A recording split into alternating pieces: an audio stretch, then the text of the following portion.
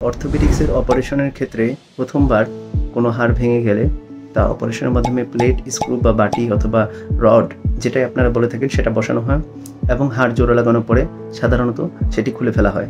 এরকম একটি অপারেশন নিয়ে আজকে আলোচনা করব।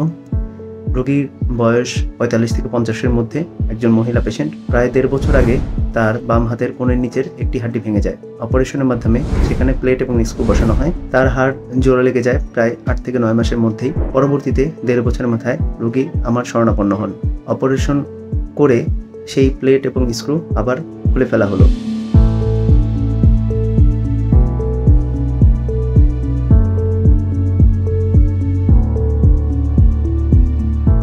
এবং রোগী আগের মতোই স্বাভাবিক কার্যক্রম আশা করি করতে পারবেন।